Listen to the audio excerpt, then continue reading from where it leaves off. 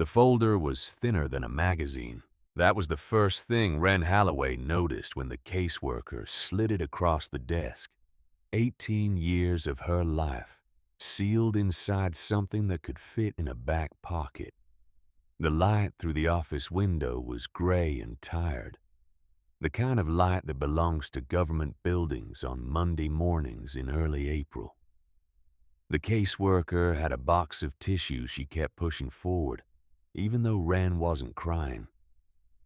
There were 3 pens in a coffee mug on the desk, and a small framed photo of 2 grandchildren the woman had never mentioned. Wren sat in the plastic chair and waited.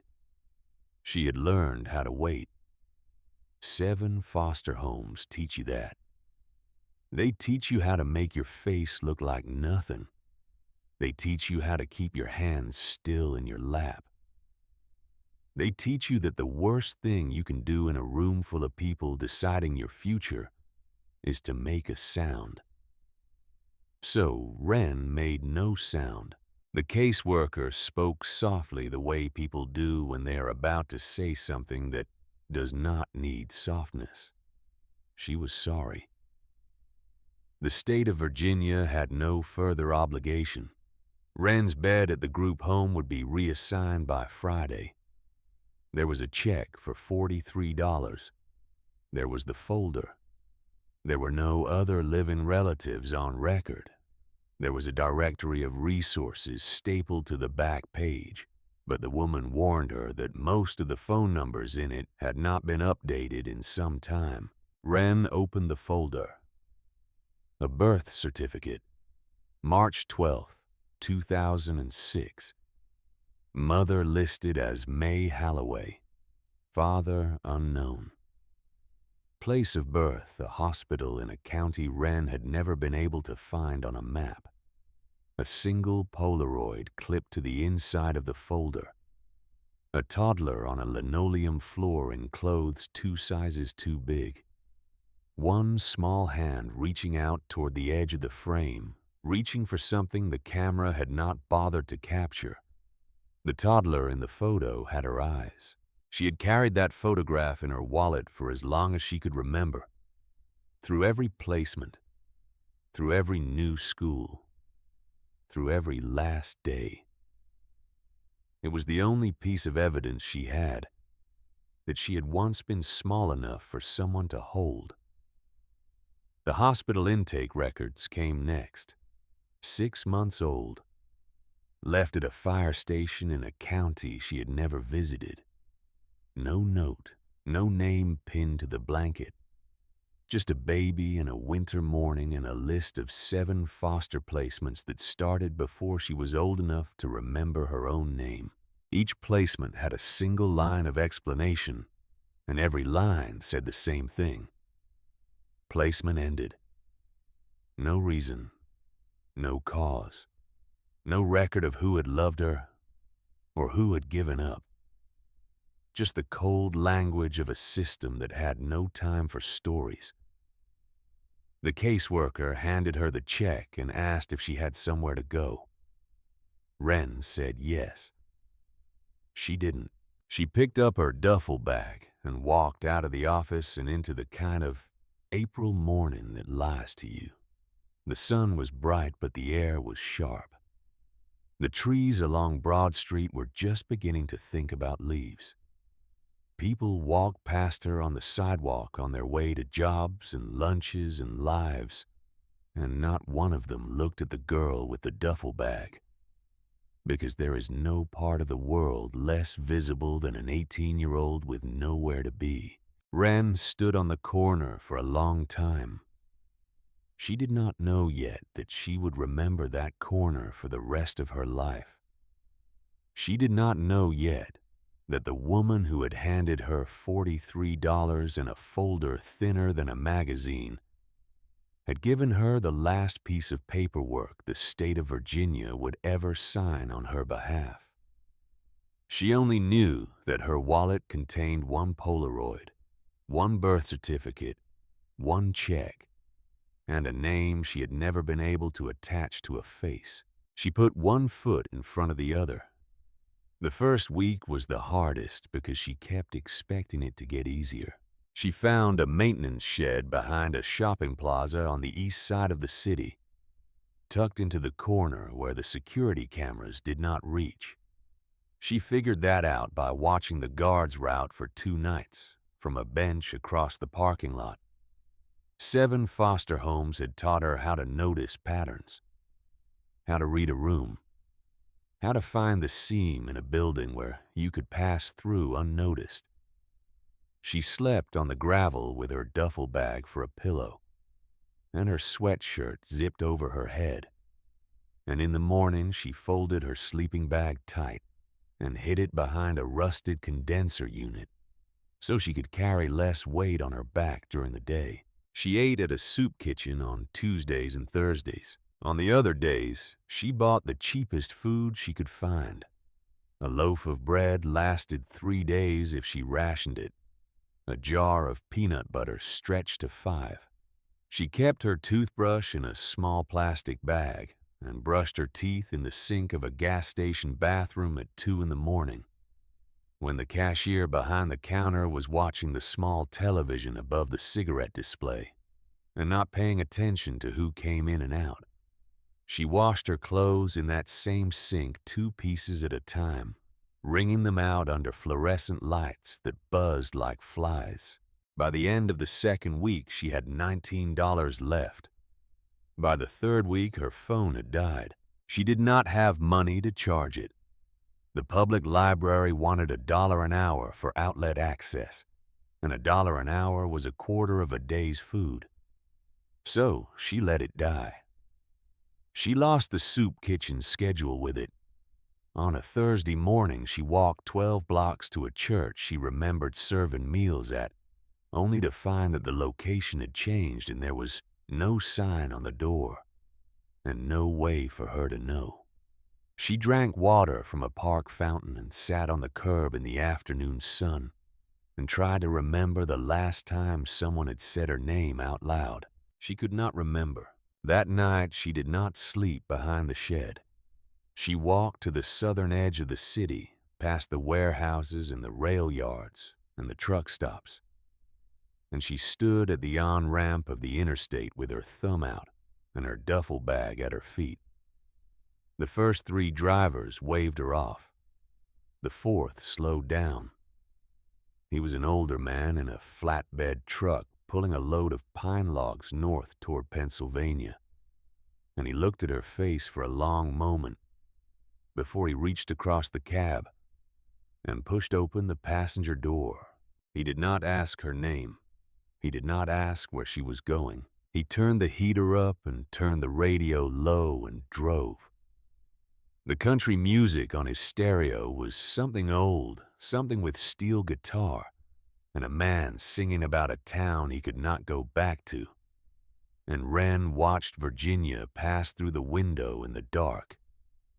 Small towns with boarded storefronts, gas stations with hand-painted signs, farmhouses set back from the road, with one warm window glowing yellow against the night.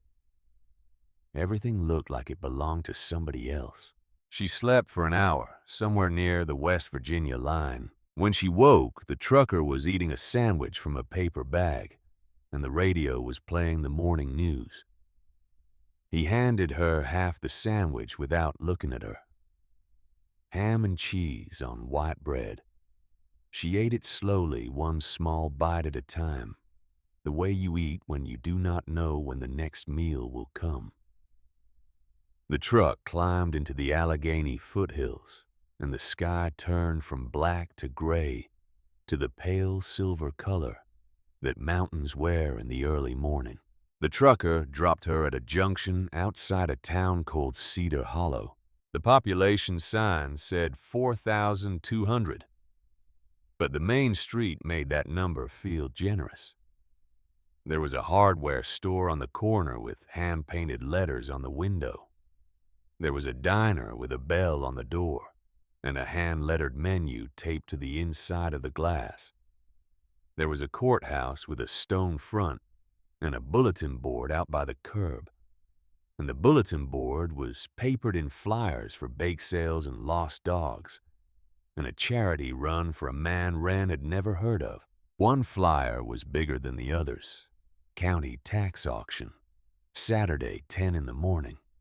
12 properties listed, each with a starting bid printed beside it. Most of them were vacant lots or condemned houses. Wren read down the list slowly. A 2-acre lot on the south side of town. A burned-out cottage near the river. A storefront with a collapsed roof. And at the bottom of the list, the last entry in slightly smaller print than the rest. Former Fire Station 7. Briggs Road. Minimum bid $10. She read it twice. Then she walked past the flyer, turned around, and read it a third time. $10 would leave her with $9. $9 and a building she could not heat, could not sell, could not live in. It was the worst financial decision a person with $19 could possibly make. The math did not work. The math could not work. And yet, she stood there on the sidewalk with her duffel over one shoulder and her wallet in her front pocket. And she read the flyer a fourth time because something in her chest had gone quiet. In a way, it had not been quiet in a very long time. She did not know why the words held her there. Maybe because $10 was the one thing she could still afford. Maybe because every other listing on the flyer felt like a thing somebody else would buy. And that last line felt like a thing nobody else wanted. She had been the thing nobody else wanted for a long time. She knew the shape of it. She spent Friday night under the overhang of a closed gas station, 2 blocks from the courthouse, watching her breath in the cool April air and running the math over and over in her head. The answer never changed. It was a terrible idea. By morning, she had decided to do it anyway. Saturday was overcast. The auction was held on the courthouse steps. About 30 people sat in folding chairs on the lawn, while a county clerk read property descriptions into a microphone. A man in a polo shirt bought a house on one of the side streets for $1,200 and barely looked up from his phone. Another lot went for $8. A vacant parcel with a condemned shed brought $4. The bidders were local. They knew each other. They waved and nodded and raised their paddles with the ease of people spending money they would not miss. Wren sat in the last row. Her duffel bag was on the grass between her feet. Her hands were folded in her lap. The other people in the chairs had glanced at her once, when she sat down, and then looked away the way people look away from things they cannot place.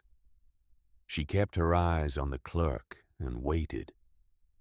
The morning fog had lifted off the lawn, but the sun had not yet burned through the cloud cover, and the stone front of the courthouse was the color of old bone. The fire station came up last. The clerk lifted the page on her clipboard and read the description into the microphone in the flat voice of a woman who had done this 1,000 times. Property 12. Former Fire Station 7. Briggs Road. Single-story brick and steel construction. Approximately 4,000 square feet. Decommissioned in 2013. County assessment notes. Structural deterioration, water intrusion, and significant interior damage. Minimum bid is $10. Nobody moved. A few people shifted in their chairs. A woman in the second row leaned over to her neighbor and said something behind her hand, and the neighbor covered her mouth and did not respond. A man in a denim jacket near the front folded his arms across his chest and shook his head once and looked at his boots. The clerk waited. "Do I have $10?" the clerk said. Wren raised her hand. Every face in the rows ahead of her turned. The clerk paused. She looked at Wren with the kind of careful expression that adults use when they are trying to decide whether to let a child do something they will regret. Then she lifted her clipboard again. $10 from the young lady in the back, she said. Do I hear 15? Silence. $10 going once. A woman in the second row, the one who had whispered behind her hand, turned all the way around in her chair and looked at Wren for a long moment. Her face was not unkind. Her face was the face of a person who has watched somebody pick up a hot pan with bare hands and is too late to stop him. $10 going twice, the clerk said. The clerk let the silence hang. Sold. Nobody clapped. Nobody congratulated her.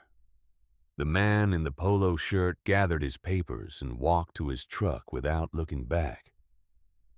The woman who had turned to look at Wren said something to her neighbor, and the neighbor shook her head, and the two of them stood up and walked off across the lawn with their heads bent together. Wren stayed in her chair until the clerk called her name. She walked to the table at the front and signed the deed on a single sheet of paper and handed over a $10 bill from her wallet. The clerk gave her a key on a plain metal ring and a thin manila envelope with a copy of the deed inside. The clerk's nameplate read, Margaret Hayes. Margaret Hayes watched her fold the deed and put it into her duffel bag. "You know what you're getting into?" Margaret asked. Wren said no. Margaret almost smiled. "Good luck with that one," Margaret said. She walked 3 blocks off the main street. The deed in her bag and the key in her pocket and the weight of $9 in her wallet. And she found the station set back from the road on a cracked concrete pad with weeds pushing through every seam in the slab. The brick walls were darkened by years of weather. The bay doors at the front were jammed half open, and one of the side windows was boarded with a sheet of plywood that had warped at the corners. The roof line dipped slightly at the back. A row of dead grass ran along the foundation where rain had carved a small ditch. She stood on the concrete pad and stared at it. The building looked like something the town had decided to forget. She ducked under the bay door and stepped inside. The truck bay took up the front of the building, a wide concrete floor, stained dark with decades of oil and brake fluid. Half the ceiling tiles had fallen and lay in cracked white pieces along one wall. Water had pooled near a clogged floor drain, and a stripe of mildew climbed the cinder block from the corner where the pool was deepest. Glass from a broken light fixture lay scattered in a half circle near the back wall. But the brick walls were solid. The steel beams overhead showed surface rust, and nothing worse. The floor under the mess was level and sound. Her third foster father had been a contractor. He had been the only one of the 7 who had ever made her feel useful.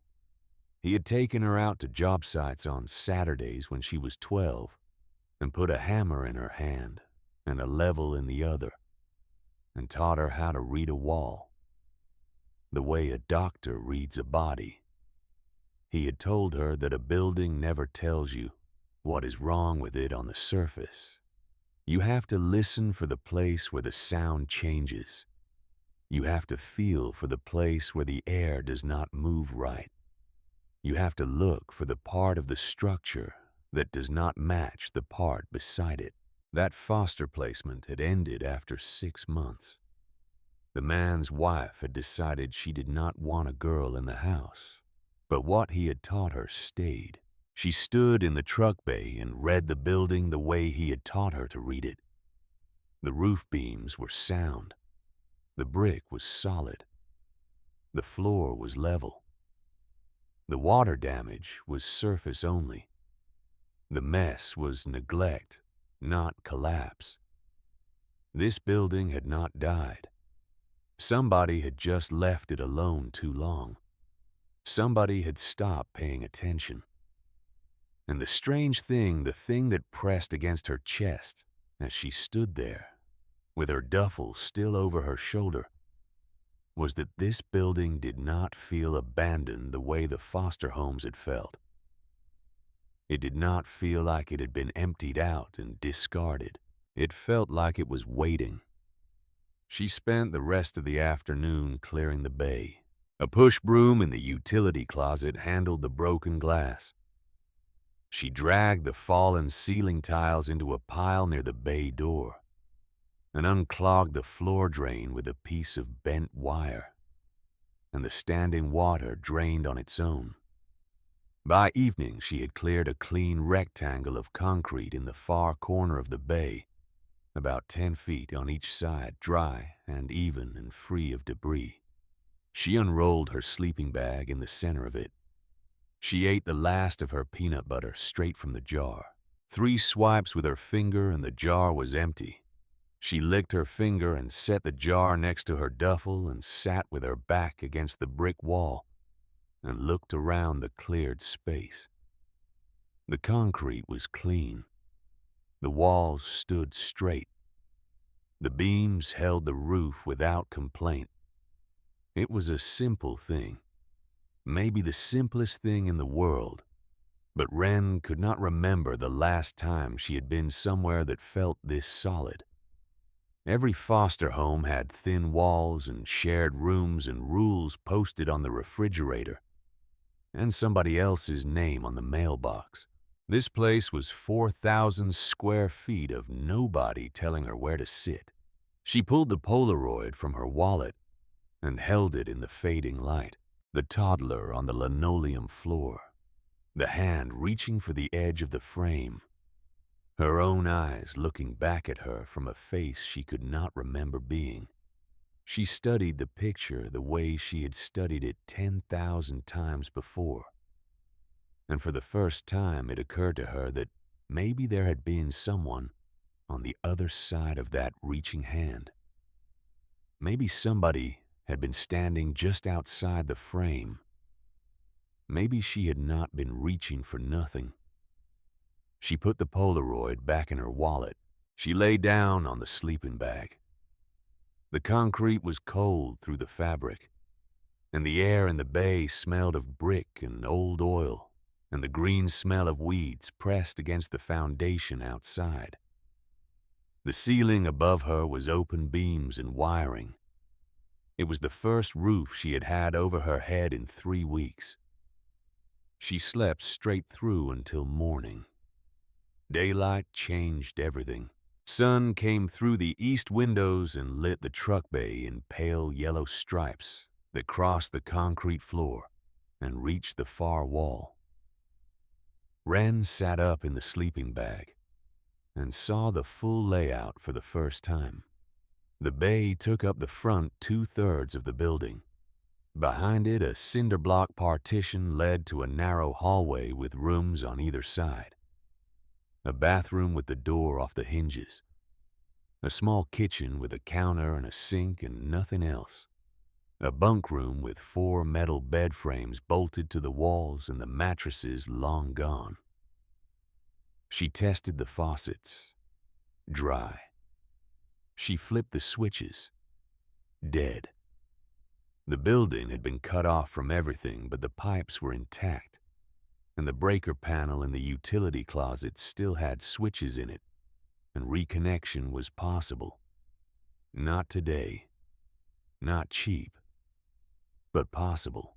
Past the bunk room at the very back of the station, she found the locker bay. 6 steel lockers stood in a row against the far wall. Each one was about 2 feet wide and 6 feet tall, painted red with white number plates, screwed to the doors 1 through 6. The lockers were bolted to the concrete floor at the base and pushed flush against the wall behind them. She opened them one by one. Empty.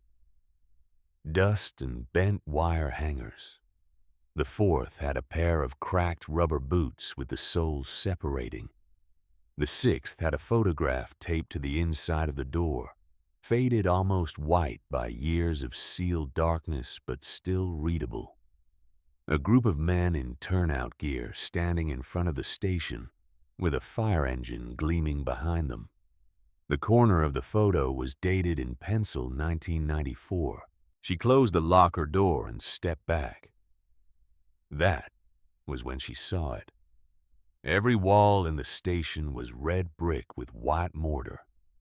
Same pattern, same texture, same color inside and out, consistent throughout the building. But the wall behind the lockers was cinder block, gray, different mortar. The seam where cinder block met original brick was visible on both sides of the row. A clean vertical line that ran from the floor to the ceiling. Somebody had built this wall after the station went up. It was not part of the original structure. Wren pressed her palm flat against one of the blocks. Cold, colder than the brick behind her, which had warmed in the morning sun. She knocked with her knuckle and the sound was solid in the center. The dull thud of a wall doing what a wall is supposed to do. But near the left edge, past the last locker, the sound changed. She knocked again. Hollow. A different kind of hollow than the rest, deeper. Like the sound of a thing with space behind it. She got down on her knees and pressed her cheek against the floor. At the base of the wall on the far left side, the blocks did not quite meet the concrete. There was a gap. Half an inch, maybe less. She held her hand in front of it and waited. After a moment, she felt it. Cool air, steady, flowing out from somewhere behind the wall, slow and patient, the breath of a room that had been holding it for a long time. There was a room back there, sealed off, walled in, hidden behind 6 bolted lockers that nobody had moved in years. She grabbed the end locker and pulled. Nothing. The lag screws were rusted into the concrete and the frames were welded together at the seams, the whole row, one continuous unit. She braced one foot against the wall and pulled harder. The locker did not shift a millimeter. She needed tools she did not have. She stood up and walked out through the truck bay, ducking under the jammed door into the morning light. Across the street, a hardware store sat on the corner. The sign above the door was hand-painted in letters that had been repainted so many times the edges had built up thick. Mercer Hardware. The window display was a pyramid of paint cans and a wooden sign that read, "Open." Wren stood on the concrete pad and looked at the store, and then she looked back through the bay door toward the locker room at the far end of the station. She could still feel that cool air on her fingers, steady, patient, as if it had been waiting. She crossed the street. The bell above the door rang when she pushed it open. The hardware store was narrow and deep. Shelves stacked floor to ceiling with tools and fasteners and cans of paint arranged in a system that only made sense to the person who had built it. A radio on the counter played a country station at low volume. A man stood behind the register. Late 50s, broad shoulders, the kind of build that comes from a lifetime of lifting things. He had reading glasses pushed up on his forehead and a pencil tucked behind one ear. He looked up when she walked in and did not say anything for a long moment. "Help you," the man said. "I need a socket wrench," Wren said, "and maybe a pry bar." The man studied her. She was used to being studied. She stood still and let it happen. The man's eyes moved from her face to the duffel bag, still slung over her shoulder, then back to her face, and something behind his expression seemed to settle. "What are you working on?" the man asked.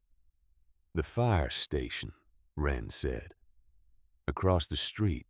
The man's expression shifted, but only slightly, the way still water shifts when a stone drops into the deepest part of it. "You're the one who bought it at the auction," he said. "Word travels fast," she said. "Town this size," the man said. "There's not much else to talk about."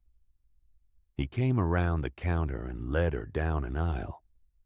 He moved like a man who had walked this floor 1,000 times. He pulled a red plastic case from a low shelf and handed it over without looking at the price. "Socket set is in here," the man said. 3/8 and 1/2 inch. Pry bars are on the end. This will handle most bolts up to 3/4 inch. Wren turned the case over and found the price sticker. $22. She had 9. "I have $9, she said. She did not see the point in pretending. The man looked at her. Then he looked out the front window toward the station. The morning sun had reached the brick of the front wall and turned it a soft red brown. He stood there for a moment with his hand on the shelf, and then he turned back to her, and his face had a quality to it that she could not read. "Tell you what the man said. You take the socket set. Bring it back when you're done." "I'll pay you," Wren said. "I know," the man said. He held out his hand. "Hank Mercer. I own the place." Wren shook it. His hand was big and warm and dry. The skin across his knuckles was thick with years of small cuts that had healed into a kind of armor. "Wren Halloway," she said. The man's hand did not move, but something in his eyes did. A small flicker, the way a candle catches when a door opens somewhere in the back of the house. He held her hand for just a second longer than a handshake required. Then he let go and went back behind the counter. On his way, he stopped at a small refrigerator in the corner and pulled out a paper bag. He set it on the counter next to the socket set. "Sandwich and a coffee," he said. "My wife packs an extra." Wren looked at the bag. She had not eaten since the bread 2 mornings ago. "Thank you," she said. "Don't thank me," he said. "Just bring the tools back." She carried the socket set and the paper bag across the street. She sat on the concrete pad outside the station with the bag on her lap and ate the sandwich first. Ham and cheese and mustard on wheat bread. The coffee was black and still warm. She ate slowly and tried to remember the last time somebody had handed her food without asking for paperwork first. The bread was fresh. The cheese was sharp. The coffee burned her tongue and she did not mind. The April sun warmed the brick behind her and warmed her back through her sweatshirt. And for a long minute she just sat there with her eyes closed and her hands wrapped around the paper cup. When she opened her eyes again, Hank Mercer was standing in his doorway across the street. He was not looking at her. He was looking at the station. Then he turned and went back inside. Wren got to work. The lag screws holding the lockers to the floor were 3/8 inch rusted solid, but the socket wrench had leverage on its side. She worked them one at a time, spraying each bolt with water from a bottle she had filled at a park fountain on the way in, letting the water soak into the threads. The first screw took 15 minutes. The second one took 12. By the third locker, she had the angle figured and they came faster. Each locker she freed, she dragged to the side of the bay. Steel on concrete. A long, shrieking screech that echoed through the empty building and made the loose ceiling tiles tremble against one another. One by one, the row came apart. 4 lockers. 5. 6. An hour and a half of steady work, and the cinder block wall behind them stood fully exposed. Now she could see what the lockers had been covering. A door. Heavy steel. Painted red. The paint faded to a dull rust that nearly matched the cinder block around it. The frame was set into the wall flush, no trim, no decoration. Nothing to suggest there was anything behind it. Stenciled across the center of the door in white letters so faded she had to step close to read them were 2 words, Chief, and below that in smaller type, Private. She tried the handle. Locked. The key from the auction, the one Margaret Hayes had handed her on the courthouse steps, did not fit. She wedged the pry bar into the gap between the door and the frame and leaned her weight into it. The lock was old. The frame was older. On the 3rd pull, the bolt snapped with a clean, dry crack, and the door swung inward with a low groan that sounded almost like a sigh. Cool air poured out. The same cool air she had felt through the gap at the floor, now washing over her in a steady stream, carrying the smell of old paper and dust, and the faintly chemical scent of sealed darkness. She stepped inside. A metal desk sat against the far wall. Its surface was covered in papers and a leather-bound journal that lay open at the center. 2 filing cabinets flanked it. A rolling chair sat pushed back from the desk at an angle, as if whoever had been sitting there had stood up to step away for a moment and never come back. Photographs covered the walls. Framed pictures of firefighters in turnout gear. Group shots and individual portraits. Newspaper clippings under glass. A calendar hung behind the desk. The page showing a date from 8 years before, and below the date a small inscription in faded ink. The kind of inscription a man writes on a wall calendar in private. The room was sealed but intact.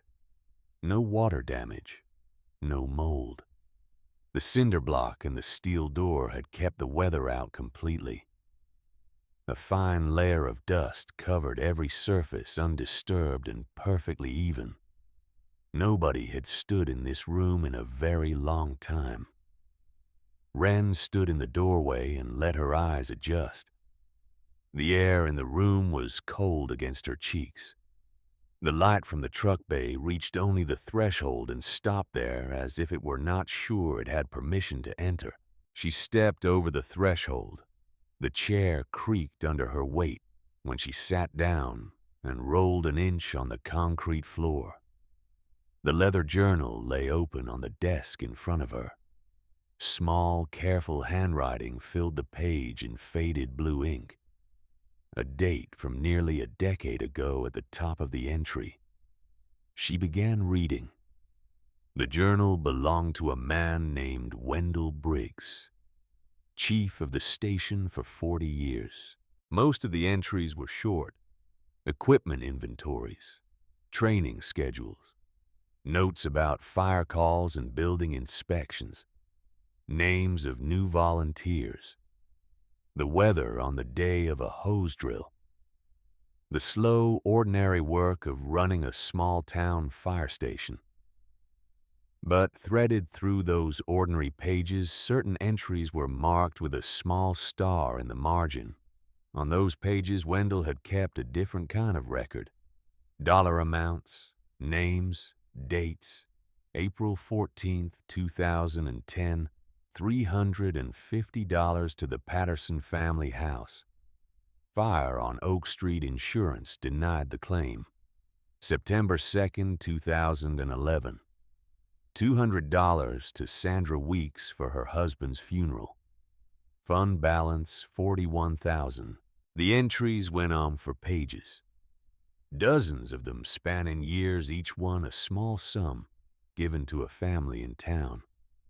Medical bills covered, funeral costs handled, emergency housing secured, a few college tuitions paid, all of them coming from something Wendell called the fund. No other name for it, just the fund. Capitalized, treated like its own institution. Wren turned page after page. The room was so quiet she could hear her own breathing.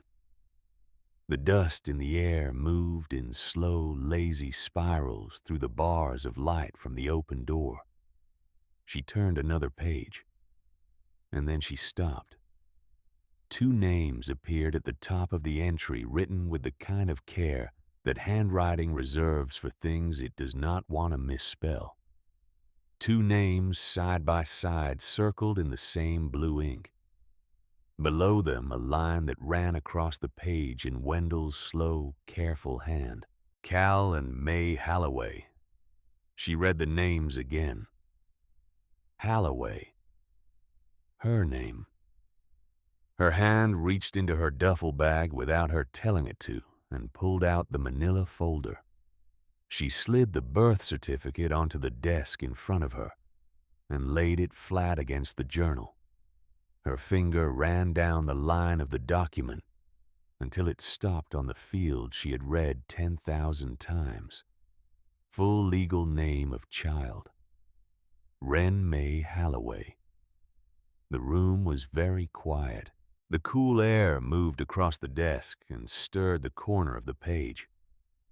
Outside, far away, a car passed on the main street, and a dog barked once and went silent. Wren sat in the chair of a dead man she had never met, in a room nobody had entered in 8 years, in a building she had bought for $10 2 days ago. And she looked at the two names circled in the journal, and the one name printed on her birth certificate, and she understood that she had not bought a building at all. She had walked through a door that someone had been holding open for her since before she was born. She did not move for a long time. The chair creaked beneath her when she finally leaned forward. The journal was still open on the desk. The names were still there. Cal and May Halloway circled in faded blue ink, the kind of ink that had soaked into the paper over the years and become part of the page itself. She closed her eyes and opened them again the way a person does when they want to make sure they are not still dreaming. The names did not change. She turned the page.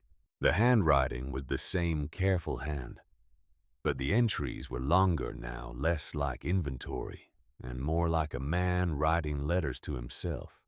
Wendell Briggs wrote about his firefighters with a mix of pride and grief, and two names appeared more than any others. Cal Halloway, May Halloway. Sometimes underlined, sometimes followed by a small dash and a sentence that read like a thought he could not finish. Cal Halloway is the best carpenter I have ever met, and the bravest volunteer this station has seen in 40 years. Cal rebuilt the engine bay doors with his own hands. Cal rewired the kitchen. Cal arrived every Saturday before dawn and stayed until dark. Cal asked nothing in return. May Halloway is a nurse at the clinic on Sycamore. She joined the volunteers because Cal asked her to, and inside of 3 months, she became the best medic we have. Quiet, precise, completely unafraid. She can stop a man's bleeding while every other volunteer is still reaching for the gauze. Wren read each line slowly. She did not skim. She did not skip. She let each sentence settle into her chest before she moved to the next one. There was something in the way Wendell wrote about these two people that felt unlike anything she had read in the folder the caseworker had given her. The folder was the language of a system. The journal was the language of a man who had loved someone. Then she came to a line that stopped her. Cal and May Halloway did not die in a fire. They ran into one to save 14 children.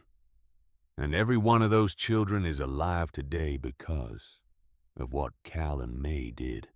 Wren read the line 3 times. The cool air moved across the desk. Somewhere in the front bay, a piece of ceiling tile creaked against its broken neighbor, and the building settled into the morning. She turned the page slowly. The next entry was a date. October 14th, 2006. The handwriting on that page was different from the rest. It was the same hand, but the letters were smaller and pressed harder into the paper, as if Wendell had been writing through something that pushed back against the pen. Wren did not read that page yet. She closed the journal and set her hand flat on the leather cover. Her palm was warm. The cover was cold. She sat there for a long minute with her eyes on the calendar behind the desk and the small inscription in faded ink across the bottom of the page. Then she stood up. The chair rolled back 2 inches and stopped against the filing cabinet. She walked out of the office, through the locker bay, through the bunk room, down the hallway, and out into the morning light of the truck bay. She crossed the concrete pad with her duffel bag still slung over her shoulder. The April sun was higher now. The town was awake. A woman walked a dog past the diner 2 blocks down. A man swept the sidewalk in front of the courthouse. Wren pushed open the door of the hardware store, and the bell rang once above her head. Hank Mercer looked up from the counter. He took one look at her face and set down the receipt book he had been writing in. He pushed the reading glasses up onto his forehead and waited. "You found the office," Hank said. Wren nodded. "You knew it was there.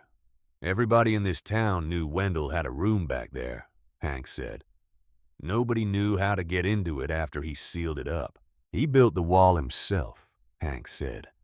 "Moved the lockers in front of it. That was the spring before the station closed. He didn't tell anybody what was in there. He just sealed it up and walked out and went home. And a few months later, he hung up the chief's hat for the last time." "Who was he?" Wren asked. "Wendell Briggs ran that station for 40 years, Hank said. "Every person in this town knew Wendell. Storm knocked your fence down on a Sunday, Wendell was there. With a post driver on Monday morning. Kid needed a ride to school because his mother was working a double. Wendell was in the driveway before you called. He just showed up. Every time. He never explained himself. He never asked for thanks. He just kept showing up until the day he didn't. What happened to him?"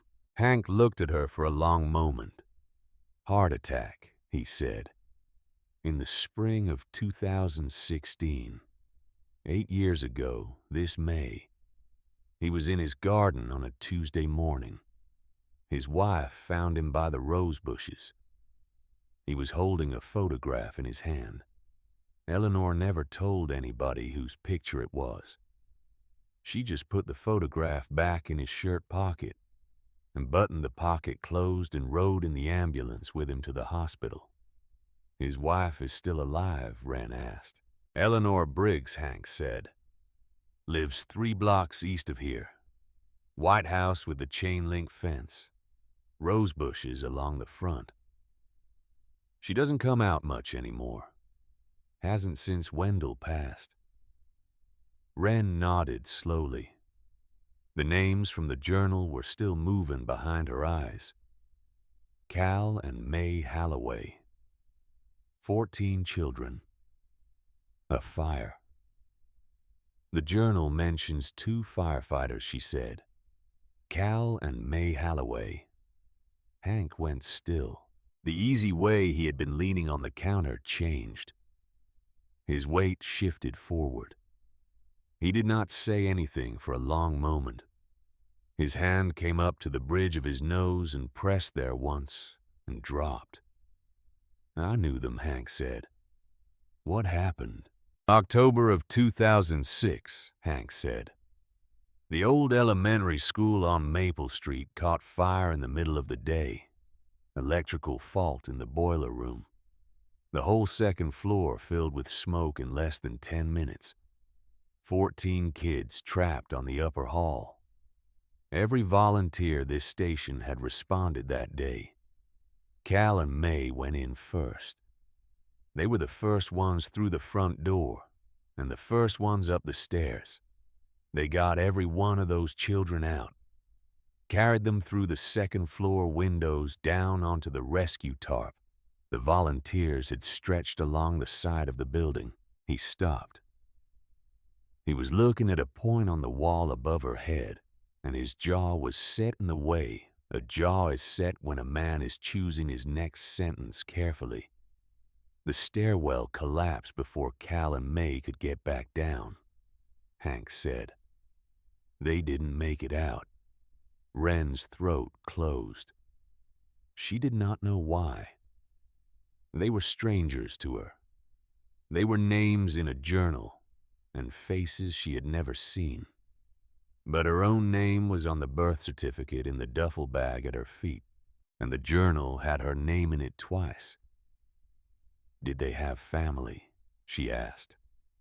They had a baby girl, Hank said. 6 months old at the time. No relatives anyone could locate. The state took her.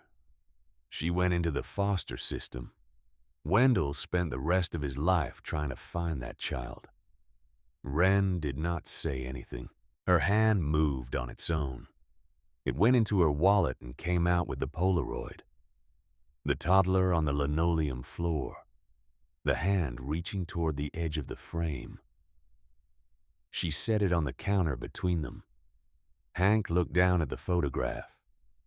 His face did not move at first. Then it did in a small, slow way like ice cracking under a heavy weight. He picked up the Polaroid with the careful hands of a man who has spent his whole life learning not to break things. Wendell carried a picture in his wallet, Hank said. For 18 years. It wasn't this one, but it was a baby with the same face. Wren did not know what to say. Hank handed the Polaroid back to her. He held it out flat on his palm so she could take it without touching his hand. And there was a kind of dignity in the gesture, as if he understood that the thing he was returning to her was the only piece of evidence she had ever owned, that she had once belonged to someone. You should go. See Eleanor, Hank said. She knows about me. Eleanor has been waiting for you for a long time, Hank said, whether you came or didn't. Wren walked the 3 blocks east with her duffel bag over her shoulder and her hand around the Polaroid in her pocket. The houses on this side of town were smaller, set close to the street, with narrow lawns and wood siding that had been painted and repainted in colors that had faded in different ways. She counted the houses as Hank had told her. The third one had a chain-link fence and rose bushes that had been tended once but were now half wild. A porch with 2 wooden chairs and a side table holding a coffee mug that looked like it had been sitting there for several days. The mailbox said Briggs. She stood at the gate for a moment with her hand on the latch. Then she opened it and walked up the path. The porch boards were soft under her feet. The kind of soft that comes from years of weather that nobody has gotten around to fixing. She knocked on the door. It took a long time. She heard movement inside. Slow, careful movement. A cane on a wooden floor. The slide of a chain lock and the turn of a deadbolt. Then the door opened halfway, and a woman looked at her through the gap. The woman was small, thin, white-haired. Wire-frame glasses sat on the end of her nose, and her eyes behind them were sharp and pale blue, the color of a sky in late winter. She was 80 years old or older. She wore a cardigan the color of sand, and a small gold pin shaped like a leaf on the collar. Wren opened her mouth to introduce herself, but the woman spoke first. "Good Lord," Eleanor Briggs said. She was staring at Wren's face. Her hand came up and gripped the edge of the door, and her knuckles went white. "You have your mother's eyes," Eleanor said. Wren did not move. "Ma'am," she said, "my name is Wren Halloway. I bought the fire station at the tax auction on Saturday. I found a room behind a wall, and I was hoping you could help me understand what I'm looking at." "I know who you are," Eleanor said. "I've been waiting for you for 18 years. Come inside." Eleanor's living room was small and full of photographs. A couch with a crocheted blanket folded over one arm. A bookshelf along the back wall with paperback novels lined up by their cracked spines. A television in the corner that did not look as if it had been turned on recently. A clock on the mantel that ticked steadily in a room otherwise full of stillness. The house smelled like tea and lavender soap and the faint smoke of a wood stove that had been lit on the coldest mornings of the winter, and not lit since. Eleanor moved slowly to the kitchen. She put a kettle on the stove. Her hands shook when she lit the burner, but she did not spill anything. Wren sat at the kitchen table and waited. The duffel bag was on the floor at her feet. The Polaroid was on the table in front of her face up. "Wendell told me you would come," Eleanor said. Her back was to Wren. She was watching the kettle the way old people watch the things they put on a stove. "He said it might take years. He said you might never come at all, but he believed you would." "How did you know it was me?" Wren asked. Eleanor turned and looked at her. "Because you look exactly like your father," she said. "Same eyes, same shoulders, same way of standing in a doorway and deciding whether it is safe to walk through." She brought 2 mugs to the table and sat down across from Wren. The kettle had not whistled yet. Eleanor did not seem to care. She wrapped her thin hands around her mug as if it were already full of tea, and looked at the Polaroid on the table. "That was taken at our house," Eleanor said. "The linoleum is the kitchen floor at the old place on Sycamore. We moved out of that house the year after your parents died. Wendell could not stand to keep going past the room your mother used to walk through on her way to the back door." Wren picked up the Polaroid and looked at the floor pattern. She had never noticed the linoleum before. The squares were yellow and white in a checkerboard.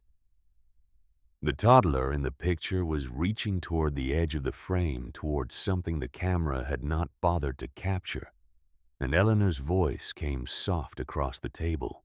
"You were reaching for Wendell," Eleanor said.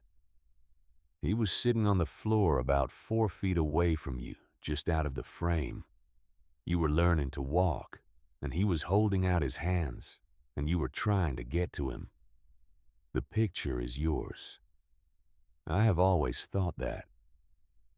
I just couldn't get it to you." Wren set the photograph down.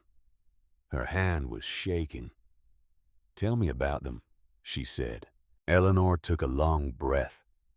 The kettle began to murmur on the stove, and she stood up to take it off.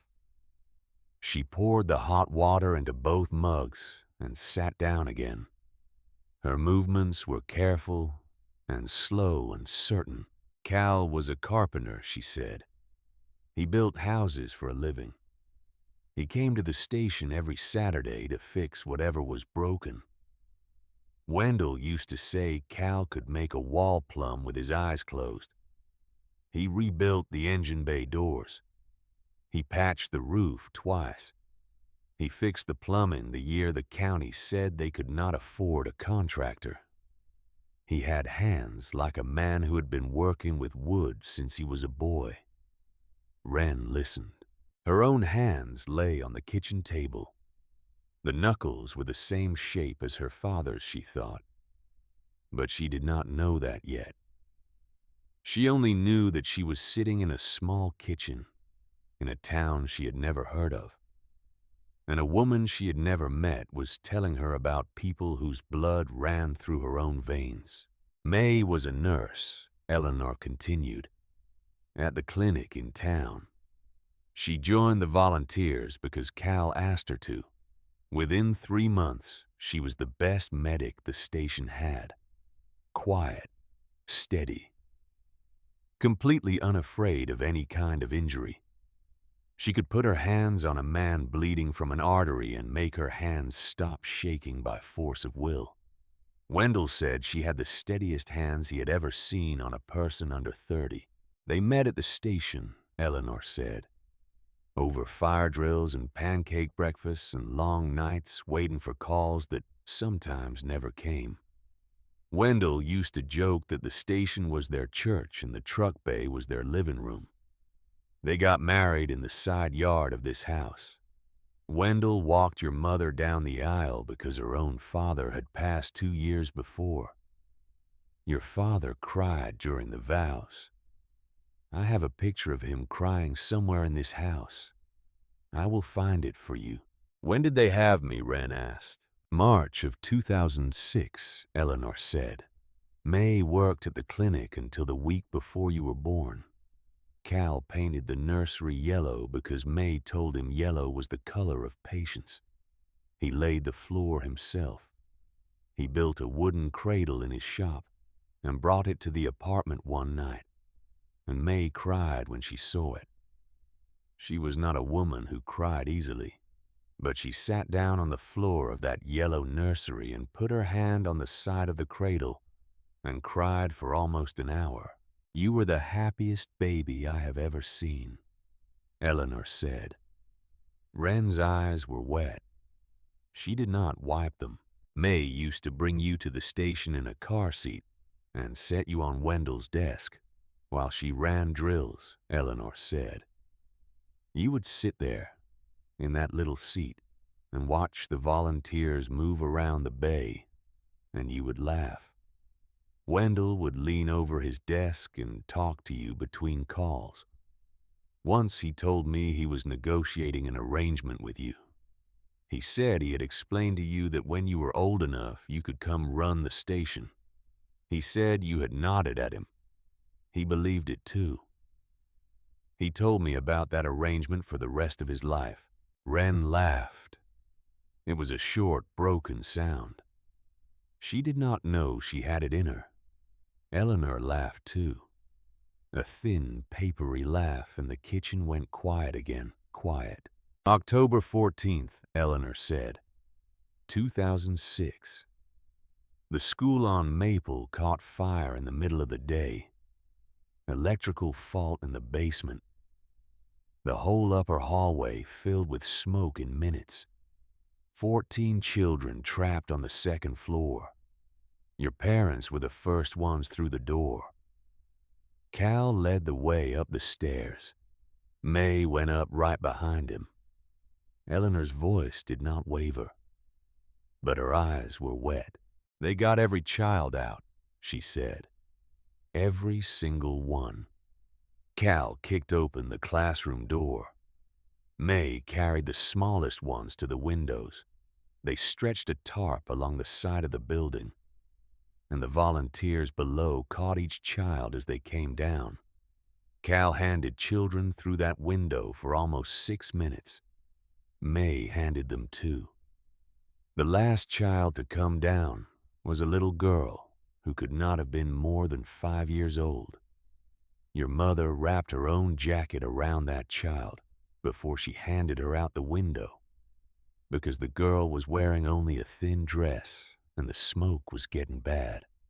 The stairwell collapsed 30 seconds after the last child came down, Eleanor said. There was no warning. The whole structural support gave way. Cal and May were on the second floor when it went. They did not make it back to the windows. The fire reached them before the secondary rescue could. Eleanor lowered her eyes. The town had 2 memorials, she said. One at the church, one at the station. Wendell could not speak at either one. He just stood at the back of both rooms with his hat in his hands and looked at the floor. After the second service, he went to the county courthouse and started the paperwork to find you. He filed for guardianship. He filed for adoption. He filed letters of intent with every agency in 3 states. The system said he was not a blood relative. The system said the records were sealed. The system said no in every voice the system has for saying no. He kept trying, Eleanor said. He spent 18 years trying. He never stopped. Wren did not speak. She could not. Her hands were folded around the warm mug, and she could feel her pulse in her throat. A long silence settled in the kitchen. Wren did not know how long she sat there.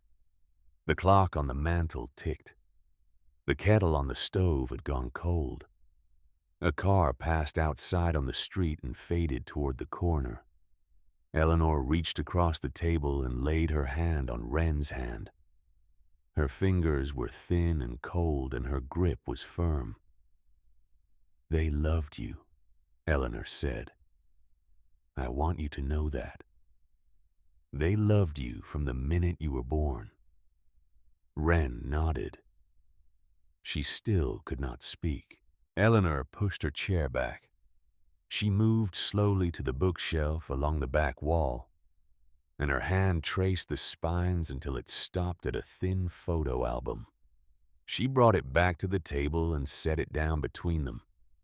The cover was navy blue. The corners were worn pale. She opened it. The first page was a photograph of Cal Halloway in a wool coat standing in front of the fire station. He was 27, maybe 28. He had dark hair and a square jaw, and eyes that looked at the camera, the way Wren's eyes looked at strangers, careful and steady and slightly amused, as if the world were a thing worth watching. The second page was May, standing in the kitchen of the house on Sycamore, in a nurse's smock with a coffee mug in her hand. Her hair was pulled back. She had high cheekbones and a steady gaze. She was smiling at someone just past the camera. The third page was the 2 of them in front of the station in turnout gear. Cal had his arm around May's shoulders. May had one hand on her hip. They were both grinning. Wendell had written a date on the bottom in the same careful hand from the journal. September of 2005. The fourth page was May sitting on the kitchen floor at the house on Sycamore holding a baby. The linoleum was yellow and white in a checkerboard pattern. The baby was wearing clothes that fit. The baby's face was the toddler's face from the Polaroid in Wren's wallet, but younger, smaller, and May's hand was cupped around the back of the baby's head. The fifth page was empty. Eleanor closed the album. I want you to take this, she said. Wren shook her head. It belongs to you, Eleanor said. It always did. I just kept it for you. Wren let her take the album and set it in her hands. The album was light. She held it against her chest and tried to breathe. The kettle ticked on the cold burner. The clock on the mantel marked another minute. Wren sat in the kitchen of a woman she had never met until that morning and held a photo album of 2 people whose faces she had only known for an hour. and the world outside that kitchen had gone quiet, in the way the world goes quiet when something inside a person has shifted permanently. Eleanor watched her. "I should tell you about Marin Donovan," Eleanor said. Wren looked up. The name meant nothing to her. She had never heard it. "Marin works at the library on Birch Street," Eleanor said. "She is 19 years old. She has lived in this town her whole life. She comes to see me on Sundays and brings me books on tape because my eyes are not what they were. She has been waiting for you a long time, too." "Why?" Wren asked.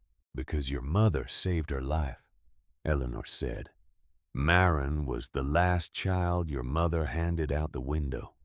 May wrapped her own jacket around Marin before she sent her down. Marin still has that jacket.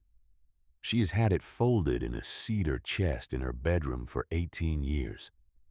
She told me once she takes it out every October 14th and holds it in her lap and reads the names of the children who came down behind her. And your parents' names are the first two names she reads." Wren felt the air leave her chest. "She is going to want to meet you," Eleanor said, "whenever you are ready." Wren did not answer. She walked back to the station in the late afternoon. The April sun had crossed the sky and was beginning its slow lean toward the western ridge. She carried the photo album in her duffel bag, now wrapped in her sweatshirt, to protect the pages, and she carried the names of her parents in her chest, like the heat of something held too close to the skin. She crossed Briggs Road and walked across the concrete pad in front of the station and ducked under the bay door. The truck bay was full of late light. She walked through the hallway to the office and sat down in Wendell Briggs's chair. She set the photo album on the desk next to the journal. She opened the journal back to the page she had stopped at, October 14th, 2006.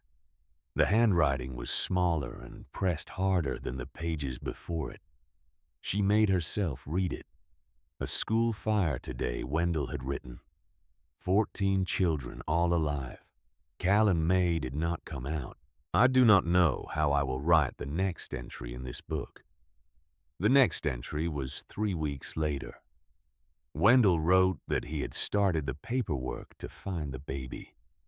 The handwriting in that entry was steadier, but the words moved in a different direction, the direction of a man who had decided to spend the rest of his life on a single task. Wren turned page after page. The journal moved through the years. The fund continued to grow. Families continued to receive checks from an anonymous source. The signature on each ledger entry was the same careful hand. And every 6 months or so, a new entry appeared in the margin, a single phrase that Wren had not noticed at first. Still no word on the child. 8 years of those entries. She read them all. It was almost dark when she heard a car door close out on Briggs Road. She walked to the bay and looked out. A black SUV was parked at the curb. A man stood beside it in a gray suit and polished shoes that did not belong on this concrete pad. He was looking at the building. He was not looking at her yet. She walked out to meet him. The man's hair was silver. He was in his late 50s. He carried himself like a man who had spent his life walking into rooms and being deferred to. He held a small leather portfolio in one hand and a business card in the other. "You the new owner?" the man said. "I am," Wren said. "Garrett Vance," the man said. He held out the card. "I develop commercial properties in this region. I have been planning a mixed-use project on this block for 2 years. Retail on the ground floor, apartments above, parking structure adjacent." He looked at the station. This lot, he said, is the parking structure. It is not for sale, Wren said. Garrett's mouth made a small motion that was not quite a smile. Everything is for sale, he said. 5,000 cash, right now. That is 500 times what you paid for it. It is not for sale, Wren said again. Garrett looked at her for a long moment. He looked at her sneakers, which were worn through at one toe. He looked at her duffel bag inside the bay door. He looked at her face. Whatever calculation he had been running before now seemed to recalibrate. The tax auction may not hold up, Garrett said. There is a prior lien on this property that my attorney is reviewing. If the chain of title is improper, the deed reverts to the county, and the county has already agreed to sell this lot to me. I have the deed, Wren said. It was signed by the county clerk on Saturday morning. Deeds can be challenged, Garrett said. He slid the card into the breast pocket of her sweatshirt without quite touching her. Think about it. 5,000. I can have a check here in the morning. He walked back to his SUV and got in and drove away. Wren stood on the concrete pad until the taillights turned the corner at the end of Briggs Road and disappeared. She went back inside. She sat at Wendell Briggs' desk in the gathering dark and looked at the safe under the desk for the first time. She had not noticed it that morning. It was bolted to the concrete, fireproof, gray steel, about the size of a small toolbox. There was no handle, only a keyhole. She got down on her knees and looked at it. There was no obvious way to open it. The lock was clean and dry. The key from the auction did not fit. The key Hank Mercer had loaned her did not fit. Nothing in the desk drawers fit. She sat back on her heels. 8 years of waiting was sealed inside that little gray box, and she did not have the key. She stood up. The April light was failing fast outside the small window. She walked out to the truck bay and stood in the open doorway and watched the last color drain from the western sky. The town was quiet. A porch light came on at a house down the block. Hank Mercer was closing the hardware store across the street. He turned the deadbolt and pulled down the shade, and he looked across the road at her once before he walked to his pickup truck and drove home. The rain started somewhere after midnight. Wren lay on the sleeping bag in the cleared corner of the truck bay and listened to the rain hit the flat roof. It was a steady rain, the kind that settles in for a long stay. Water dripped from a broken corner of the gutter and splattered against the concrete pad outside. The brick walls of the station held against the weather the way they had held against weather for 60 years. She turned her face toward the back of the building.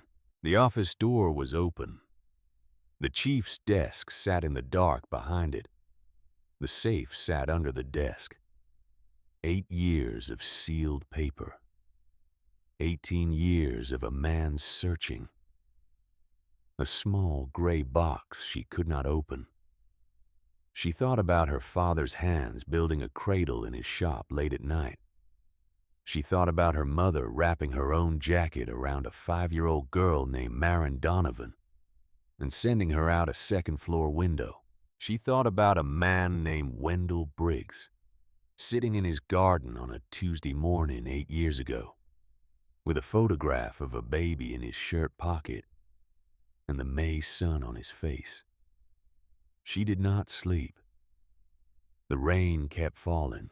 Outside, somewhere across town, the street light at the corner of Briggs Road buzzed once and went steady. Inside the station in the back room, nobody had stood in for 8 years. The safe waited under the desk for a key Wren did not have. And somewhere in a small house 3 blocks east, An old woman lay awake in a single bed and held a brass chain in her hand and felt the weight of a key she had carried against her skin for 2,922 nights. The rain fell on the brick. The rain fell on the roof. The rain fell on the concrete pad outside where the cracks ran like rivers in the weak light from the street lamp. And Wren Holloway lay on her sleeping bag inside her own building and listened to a sound that for the first time in her life did not belong to anybody but her. The rain stopped sometime before dawn. Wren woke to the sound of water dripping from the broken corner of the gutter onto the concrete pad outside. The bay was full of gray light, the kind of light that belongs to mornings after rain, soft and slow, and somehow tired. She lay on the sleeping bag for a long moment and listened to the building. The brick was settling. The beams overhead made small sounds in the cooler air. Somewhere down Briggs Road a car started and drove away. The town was waking up around her. She sat up and rubbed her face with both hands. The photo album from Eleanor lay on the floor beside her, still wrapped in her sweatshirt. The journal was on the desk in the back office. The safe was under the desk. Garrett Vance's business card was on the windowsill where she had set it the night before, the embossed lettering catching the gray light. She did not know what the day would bring. She knew only that she had to keep moving. She had just finished folding the sleeping bag when she heard the gate. The gate at the front of the concrete pad squeaked when it was opened. She had not noticed the sound during the day, but in the quiet of the morning it carried across the yard like a small bell. She walked to the bay door and looked out. Eleanor Briggs was standing at the edge of the concrete pad. She had a cane in one hand and a small canvas tote bag in the other. She wore a long gray coat that reached almost to her ankles and a knit hat the color of dried lavender. The April morning was cold and her breath made a small cloud in front of her. She stood at the edge of the pad and looked at the front of the station, as if she were looking at a person she had not seen in a very long time. Wren walked out to meet her.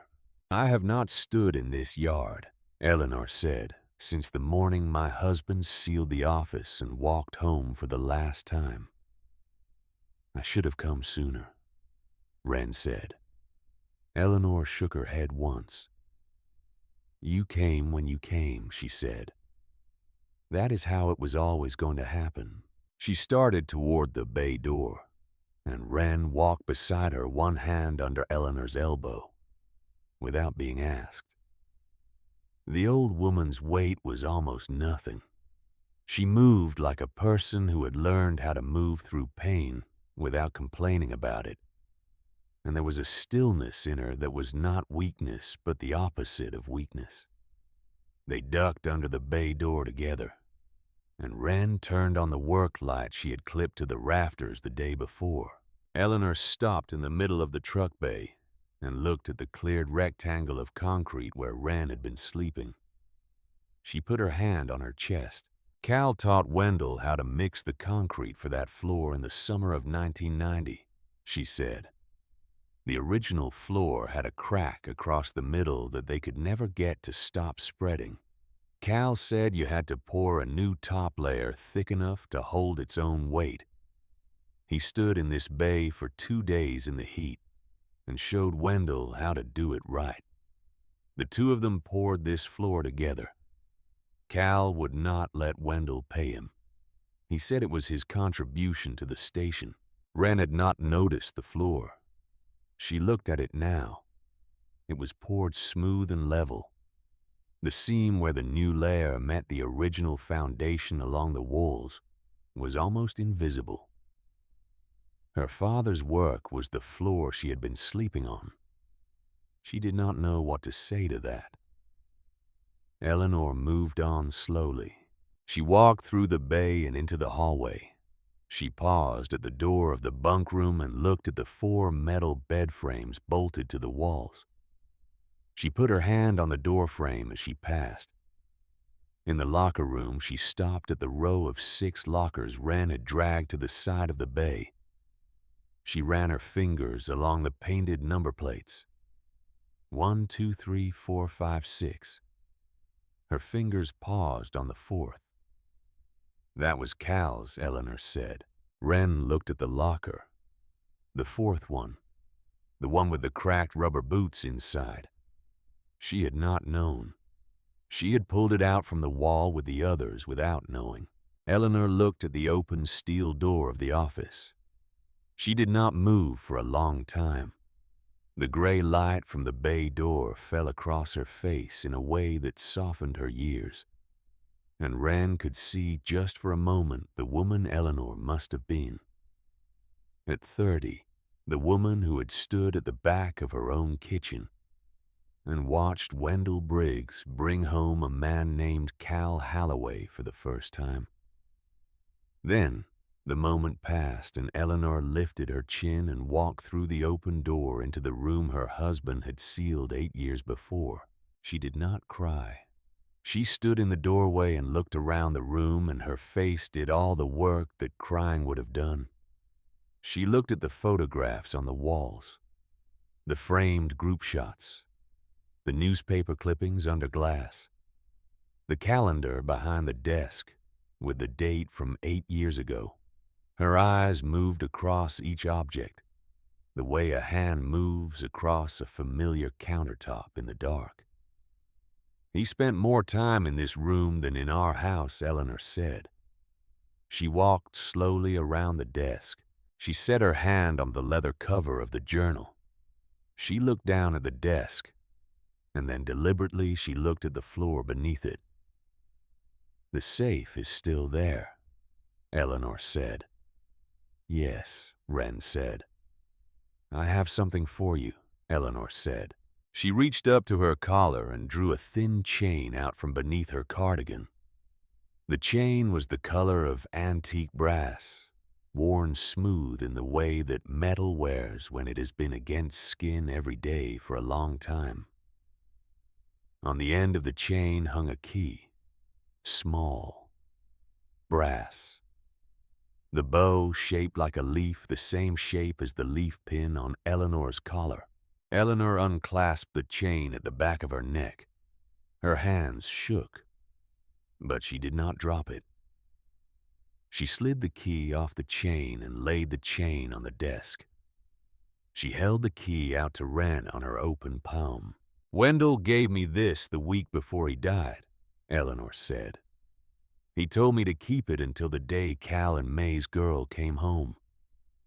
He said he had no way of knowing when that day would be. He told me to wear the key against my skin so that I would not lose it, and so that I would remember every morning what I was waiting for. I have worn this key for 8 years, Wren, through every shower, through every winter, through every night. She took Wren's hand and pressed the key into it. She closed Wren's fingers around it. It is yours now, Eleanor said. Wren knelt down beside the desk. The safe was bolted to the concrete floor, gray steel. The keyhole was small and unmarked. She slid the brass key into the lock. The key turned a quarter turn and stopped. She turned it the other way, and the lock resisted for a moment, and then gave with a clean, dry click. That was the loudest sound the room had made in 8 years. The door of the safe swung open on its little hinges. Wren leaned over and looked inside. 3 items. A leather document folder, dark brown, cracked at the spine. A thick manila envelope sealed with packing tape and no writing on the outside. A white envelope sealed with red wax that had yellowed at the edges over the years. Across the front of the white envelope in the same careful blue ink from the journal, 2 words: Wren Halloway. She took all 3 out and set them on the desk. Eleanor sat down in the chair on the other side of the desk and put both hands flat on the surface the way a person braces against an oncoming wave. Wren opened the leather document folder first. Inside was a property deed. She read it slowly. The deed showed that 12 years earlier, in the spring of 2012, a man named Wendell Briggs had purchased a parcel of land at 15 Briggs Road, Cedar Hollow, Pennsylvania, from the county tax authority for the sum of $22,000. The seller of record was the county. The buyer was Wendell Briggs' individual capacity. The deed was signed, notarized, recorded with the county on the same morning it was issued. She read it again to be sure. At the bottom of the document, in a margin note in Wendell's hand, initialed by both Wendell and a county clerk, was a single line: Upon death of Wendell Briggs, this property shall transfer to the named trust of record at the Cedar Hollow County Courthouse. Sole beneficiary Wren May Halloway. The station had never been county property. It had been Wendell's, bought with his own money, held in his own name, held outright. The tax auction on Saturday had sold only the right to pay back taxes on a property Wendell already owned. The $10 Wren had paid had covered the unpaid taxes. The property had transferred to her through the trust the moment she signed the deed in Margaret Hayes' office. Wendell had not let the county tear this place down. He had bought it. He had paid for it himself. He had held it for her. She set the deed down. Her hand was steady, but her vision had narrowed to a tunnel that held only the desk in front of her and the woman across it. Eleanor was watching her. He said the station would find you, Eleanor said. He said it for the last 8 years of his life. Wren opened the manila envelope. Inside was a thick folder of bank documents, account statements going back 40 years, contribution records, page after page, each one a small handwritten entry. $50, $125, $200, sometimes more. The contributions came from names she did not recognize, dozens of them, hundreds of them, the names of every volunteer who had served at Station 7 across 40 years. The names of dozens of community members, the names of widows and grandchildren, and small business owners who had given $5 or $10 at a time. Across the decades, the deposits were small and steady. Some of them were marked with notes in Wendell's hand. Pancake breakfast, 2001. Car wash, summer 2008. Holiday fund drive, December 1987. The trust was titled Station 7 Community Fund. The beneficiary on the trust, named at the founding of the account and never changed, was Wren May Halloway. The most recent statement, dated 3 months before Wendell's death, showed a balance of $327,412.31. Wren read the number. Then she read it again. $327,000. 40 years of pancake breakfasts and car washes and small, steady donations from a town of 4,000 people. 40 years of a man writing one small entry at a time in a careful blue hand. 40 years of a fund nobody had ever known the full purpose of, set aside in a trust whose beneficiary had been a baby girl, whose name Wendell had not even known when he opened the account. She had been the beneficiary since before she was born. She looked up at Eleanor. "Did you know how much was in here?" she asked. "Wendell told me the year before he passed," Eleanor said. "He said it was enough for the girl to get started. He never spent $1 of it on himself, Wren. Not one. He took it from his own pension to buy the station so that the building would not be torn down before you could find it." Wren picked up the white envelope, her name on the front. The wax seal cracked when she slid her thumb under the flap. Inside were 2 folded pages handwritten on both sides. The ink was the same faded blue from the journal. The handwriting was slower and more deliberate, the writing of a man who had taken his time. The pages were dated in the top right corner 3 weeks before Wendell Briggs had died in his garden on a Tuesday morning in May of 2016. Wren looked at Eleanor. "Can I read it out loud?" she asked.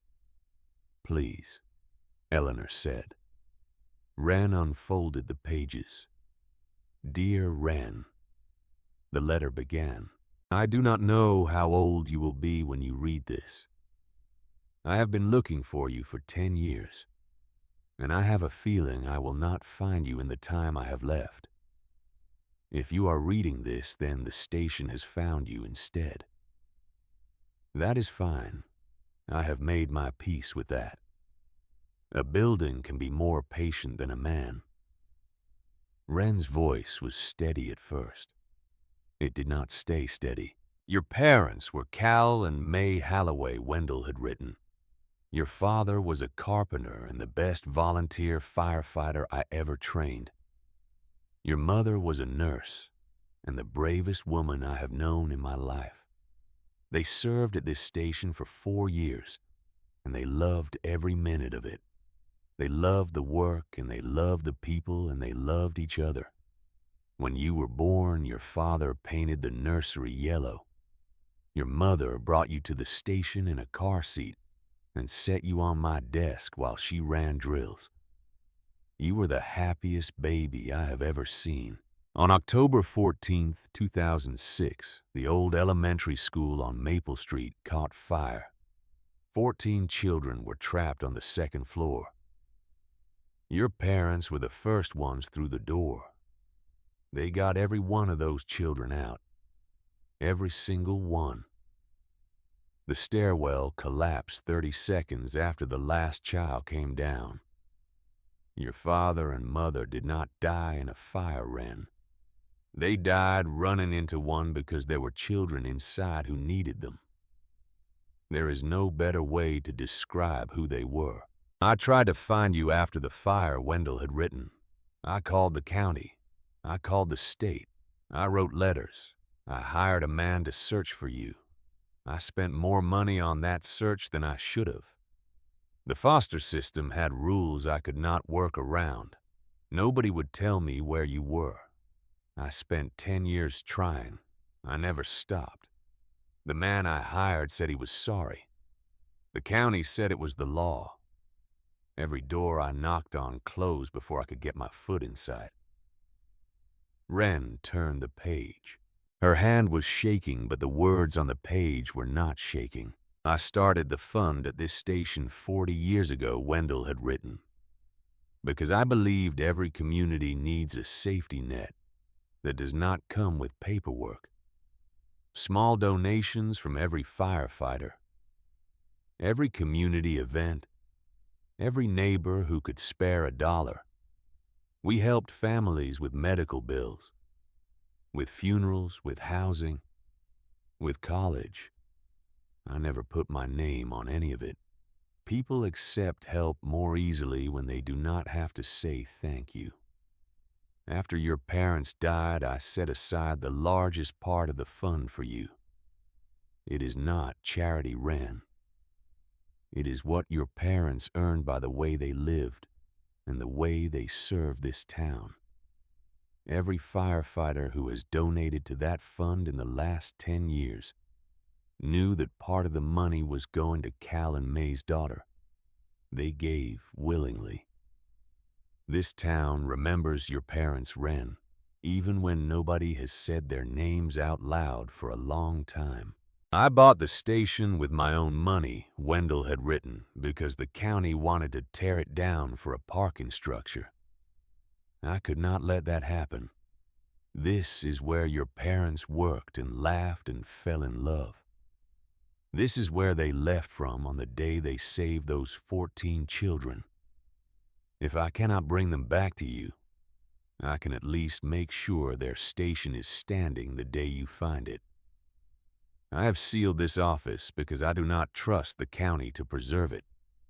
They would have thrown the journal away. They would have boxed up the photographs. They would have sold the desk at auction.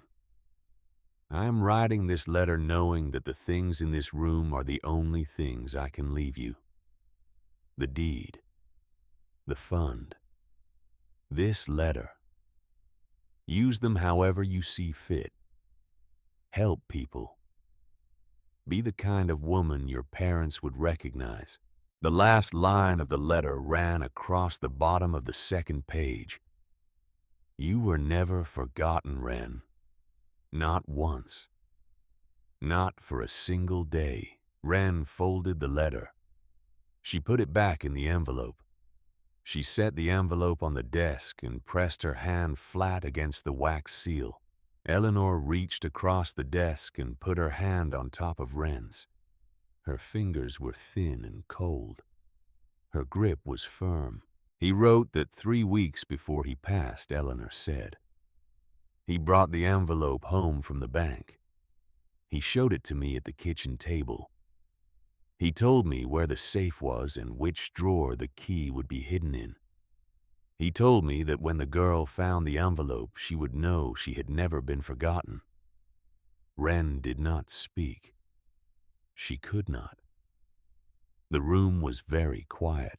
Outside, the April morning was warming. A car passed on Briggs Road and faded toward town. Somewhere in the back of the bay, a piece of ceiling tile shifted against its broken neighbor and made a small sound that the building absorbed. Wren walked to the bank that afternoon. The Cedar Hollow County Savings Bank sat at the end of Main Street, in a brick building with a hand-painted sign and a deposit window that looked as if it had not been remodeled since the Carter administration. The branch manager was a man named Davis who wore a cardigan and reading glasses and who took 20 minutes to verify the trust documents. He sat Wren down in his small office and confirmed the balance. $327,412.31. The interest had been accruing for 8 years. The funds were accessible immediately upon verification of identity, which Wren provided with her birth certificate and the state identification card that had come with her foster discharge paperwork. She withdrew $200 for immediate expenses. The rest stayed in the account. She walked back to the station with the $200 folded in her wallet next to the Polaroid, and she had not made it to the front of the concrete pad before she saw the black SUV at the curb. Garrett Vance was leaning against the driver's door. He had a leather portfolio under one arm. Behind him, a second car was parked at the curb. A man in a gray suit stood beside it holding a briefcase. The attorney. The expression on his face was the expression of a man being paid by the hour. Wren did not slow her pace. She walked past Garrett without speaking. She walked into the truck bay. She walked through the hallway to the office. She picked up the leather document folder from Wendell Briggs' desk. She walked back out into the April sunlight. She handed the folder to the attorney. The attorney opened it. He read the deed. He read the margin note. He read the notary seal. He turned the page over and read the back of it. He looked at the date of recording. He looked at the trust provisions. He read the line that named Wren May Halloway as sole beneficiary. He closed the folder very slowly. He turned to Garrett. "The deed is valid," the attorney said. "Recorded with the county 12 years ago. The trust provisions are standard. There is no cloud on the title. The prior owner purchased the property outright. The auction on Saturday sold the right to pay delinquent taxes. There is no claim here, Mr. Vance." Garrett did not move. His face had gone the color of old paper. Wren looked at him. She thought about turning around and walking back into the station and letting him drive away. She thought about it for a long moment, and then she did not do it. She walked back into the office.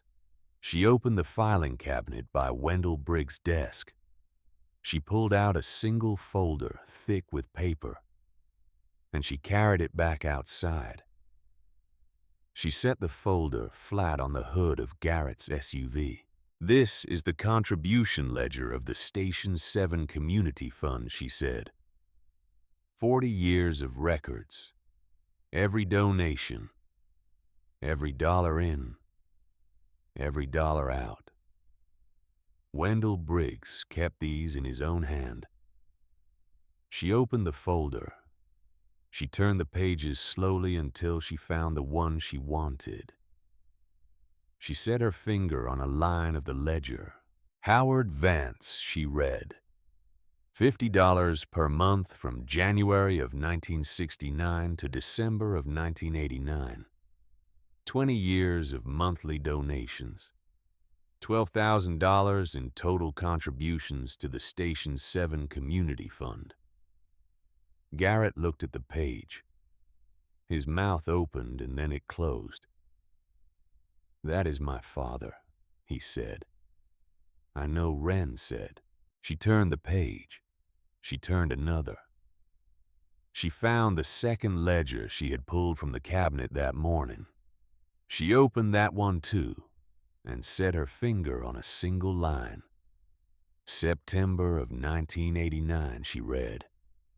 "College tuition assistance, first year, Garrett Vance. $4,200. Funded by the Station 7 Community Fund. Authorized by Chief Wendell Briggs." Garrett read the line. He read it again. He stood motionless over the hood of his SUV, with his hands flat on the open ledgers, staring at his father's name in one column and his own name in another. "I did not know," Garrett said. His voice was thin. "I did not know any of this. Wendell did not tell people," Wren said. "That was the whole point." The attorney closed his briefcase. "I will file the withdrawal," he said to no one in particular, and he walked to his car and drove away. Garrett did not move. He stayed at the hood of the SUV with his hands on the ledger pages. The April sun crossed the concrete pad and lit one half of his face. After a long minute, he walked to the front step of the station and sat down on the brick. He put his elbows on his knees and looked at the ground between his feet. "My father died on a call," Garrett said. His voice was quiet. "In 1990. I was 19 years old. He had a heart attack on the engine on the way back from a structure fire on the south side of town. They tried to revive him. They could not. I left this town 2 days after the funeral. I did not come back for 15 years. I could not stand the sight of the station. Every time I drove past it on the way to the diner, I felt my chest tighten. I thought tearing it down would make it easier. I thought building something new over it would let me stop hating the building for outliving him." He looked at his hands. "He paid for my first year of college," Garrett said. "My mother told me it was a scholarship. She let me think it was a scholarship for 35 years. Wren did not say anything. She sat down on the step beside him. They looked out at Briggs Road. A pickup truck rolled past with a load of mulch in the bed. A woman walked a yellow dog along the sidewalk on the far side. Across the street, Hank Mercer was standing in the doorway of the hardware store watching them. And he did not approach. He was a man who knew when not to cross a street. The people this town forgot, Wren said, are the ones who kept it standing.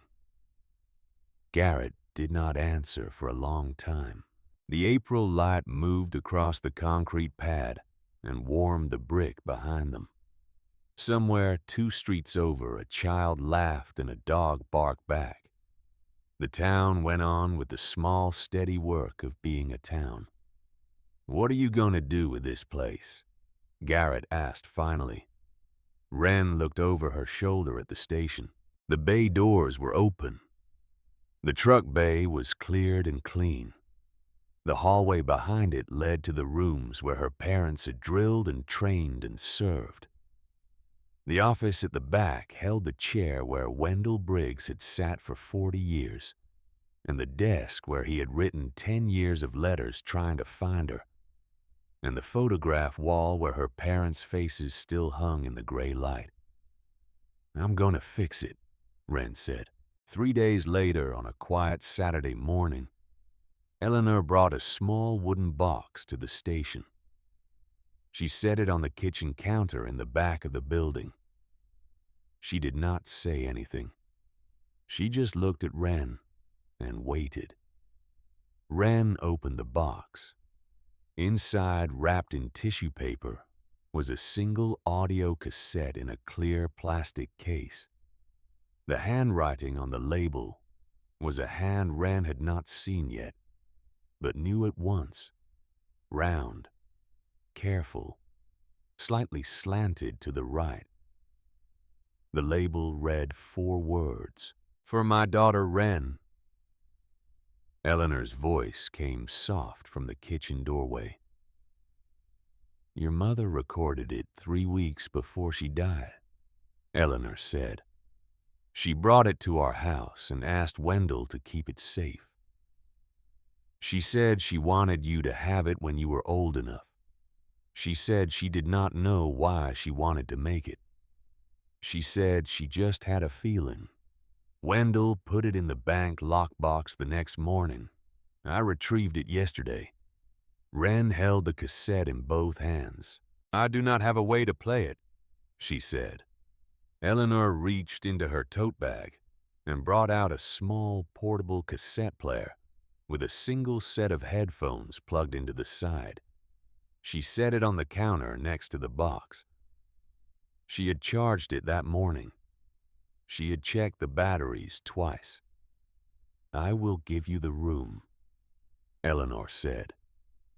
She walked back out to the truck bay and closed the kitchen door behind her.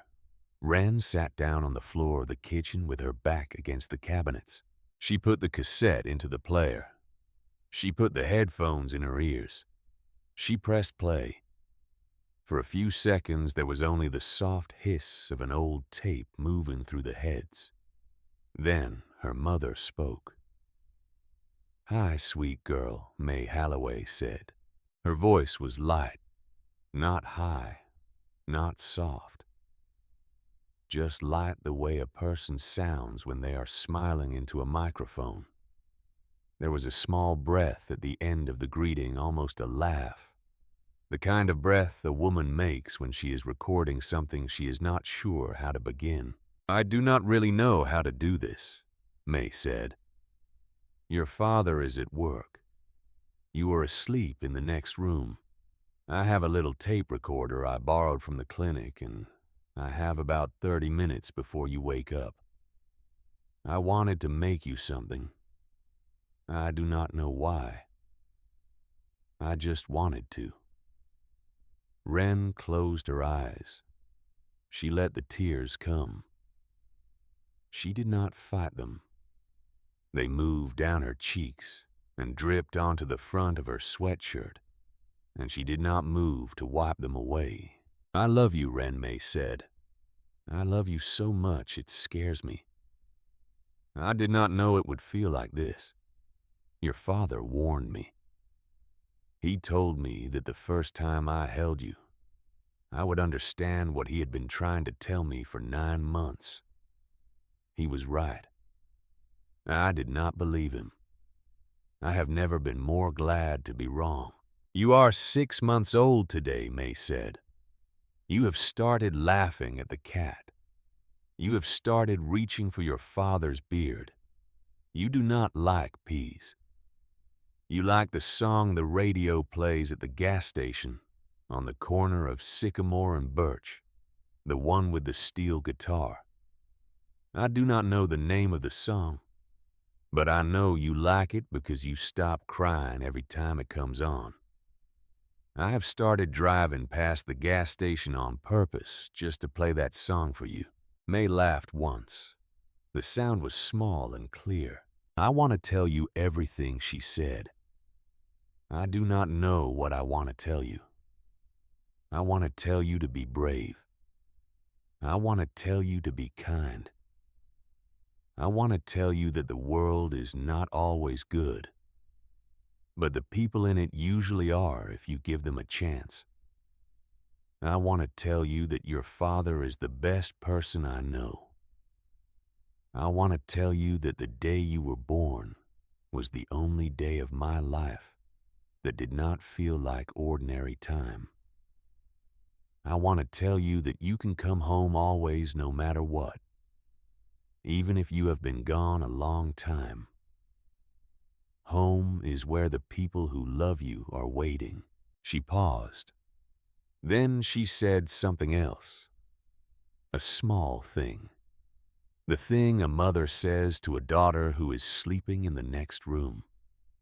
I am going to sing you a song now, May said. It is the only song I know all the words to. You may not remember it when you are older. That is all right. I will sing it for you anyway. May began to sing. It was an old song, a folk song from the Appalachians, the kind of song that had been passed down through 3 or 4 generations of women. In small kitchens, the kind of song that did not have a famous version, because it did not need one. May's voice was not trained, but it was true. She sang softly the way you sing when there is a sleeping baby in the next room, and the song was about a road that goes home and the people who wait at the end of it. She sang the whole song through. When she finished, she did not say anything for a few seconds. The tape kept running. The hiss kept moving. Then she said one last thing. I love you, Wren. May said. I will love you for the rest of my life. And longer, whatever longer means, I will love you for that too.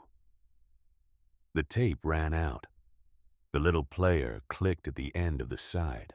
Wren sat on the kitchen floor with her back against the cabinets and the headphones still in her ears, and she listened to the hiss until the player clicked off. And then she sat in the silence for a long time. The summer was the work of building. Hank brought a level and a chalk line and a stack of 2x4s and showed Wren how to frame a wall. He came over before he opened the store every morning and worked with her for an hour and a half. He showed her how to read a stud and how to set a header above a doorway and how to drive a 16-penny nail in 3 strikes without bending it. By the second week, she was doing the work herself. By the third week, she was correcting him. He laughed once at that. He said her father would have laughed too. Ed, the retired electrician, came on the 3rd Saturday and rewired the kitchen without being asked. A plumber came the following week and replaced the corroded pipes in the bathroom. A woman who ran the garden center brought flats of marigolds and zinnias and planted them along the front of the concrete pad. She did not stop to talk. She just planted them and waved once and drove away. Garrett Vance came on a Wednesday morning with a truck bed full of lumber. He unloaded it himself. He brought drywall the next Wednesday. He brought paint the Wednesday after that. He never stayed long. He never asked for anything. He just delivered materials and drove away. Maren Donovan came on a Thursday afternoon in late May. She was a slim young woman with light brown hair and a quiet way of standing in doorways. She carried a folded gray jacket in her hands. The jacket was small, child-sized. The wool was faded along the seams, and there was a small mended tear at the right elbow where someone had once carefully patched a hole. "I have been waiting to give this back to your family for a very long time," Maren said. Wren took the jacket. The two young women stood in the truck bay in the late afternoon light, and Maren told Wren what she remembered. She had been 5 years old that day. She remembered the smoke. She remembered being lifted up. She remembered a woman with steady hands wrapping a jacket around her shoulders and saying something soft in her ear that Maren had never been able to recall, but had always been able to feel. She remembered being passed out a window into hands she could not see. She had grown up in this town. She had become a librarian. She had read the names of the 14 children every October 14th for 18 years. "Yours was the first name," Wren said. "Yours was the last name we were waiting for," Maren said. They did not say more. They did not need to. The brass plaque went up on the brick beside the front door in early September. Wren had it cast in a shop 2 counties over. Eleanor approved the wording. Hank installed it with a hammer drill and 4 anchor bolts. The plaque caught the morning sun and held it. In memory of Cal and May Halloway, the plaque read, "Volunteer firefighters who gave their lives on October 14, 2006, saving 14 children from the Maple Street School fire. Their courage is remembered. Their daughter carries it forward. Below their names in smaller type were the 14 names. Maren Donovan was the last name on the list. About 40 people came to the small ceremony. Eleanor stood at the front beside the plaque with one hand on her cane.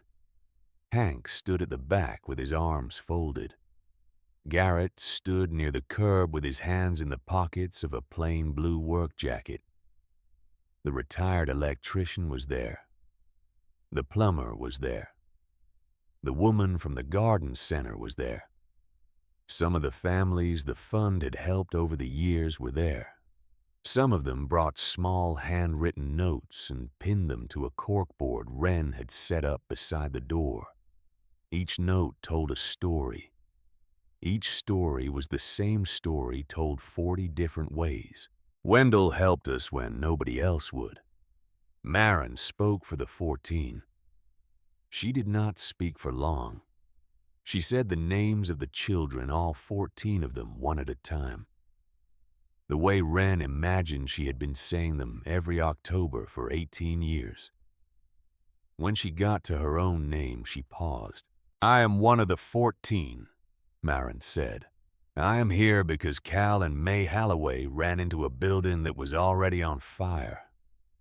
I am here because they kept handing children out the second-floor window when they could have turned around and saved themselves. I am here because Wendell Briggs spent the rest of his life keeping their station standing so that their daughter could find them when she came home. The 14 of us have lived our lives in the spaces Cal and May Halloway opened for us. We carry their names every day. We will carry them for the rest of our lives." She turned and looked at Wren. "We are glad you are home," Maren said. Wren did not speak. She stood beside the plaque with her hand on the brick. She let the moment exist without trying to hold it. That evening after the lemonade was gone, and the folding chairs were stacked against the wall, and the last car had pulled away from the curb. Wren climbed the steel ladder to the flat roof. The sun was going down over Cedar Hollow. The sky turned from orange to lavender along the western ridge. The lights in the houses were coming on one at a time, yellow squares in the gathering blue. Down on Briggs Road, Eleanor sat in a folding chair on the front step of the station, with a paperback book open in her lap and a reading lamp Wren had wired into the outdoor outlet. Hank was closing up the hardware store across the street. He saw Wren on the roof and raised one hand. Wren raised hers. Inside the station in the front office, Wren had built out of the old captain's quarters that summer. The Wendell Briggs Community Fund was filing its first quarter of paperwork. The first check the new fund had written had gone to a single mother on the west side of town, whose furnace had died in February. $700. Wren had signed it at Wendell's desk with the same pen Wendell had used in his journal. She had found the pen in the top drawer. The brass bell from the storage loft hung above the front door now. She had spent 2 evenings polishing it with steel wool. Hank had helped her mount it on the original bracket, which was still bolted to the brick from 1964. The bell caught the last of the light. Wren sat on the edge of the roof with her feet hanging over the side. She took the Polaroid from her wallet and set it on the ledge beside 2 other photographs. The photograph of her parents in their turnout gear in front of the station. The photograph from the album of May sitting on the kitchen floor at the house on Sycamore holding her baby. 3 pictures lined up on a ledge. A baby. 2 parents. A daughter who had walked through a door and discovered that the door had been held open for her since before she was born. The cassette player was in her pocket. She did not need to play the tape tonight. She knew the song now. She had learned all the words across the summer, sitting on the floor of the kitchen at the back of the station, with the headphones in her ears. She hummed it sometimes while she worked. She had hummed it that morning while she was hanging the brass plaque. The wind picked up from the west and moved across the roof. The brass bell at the front door rang once softly, the way a bell rings when the wind catches it just right. Down on the step, Eleanor turned a page in her book. Across the street, Hank Mercer locked the hardware store and walked to his pickup truck. Wren leaned back on her hands and breathed. The station held steady beneath her. The door was open. The light was on. Home, she thought, is not where you end up. Home is where you stop running and decide to fix what is broken. 18 years old, Cedar Hollow, Pennsylvania. A fire station with good bones, an old woman 3 blocks east, who had been waiting 18 years to meet her. A man across the street who had given her tools before he had asked her name. And 327,000 reasons to believe that the people who came before her had planned for her to be here. Wren Halloway sat on the roof of her own building and watched the town go quiet. She had never been forgotten. She would not forget anyone else.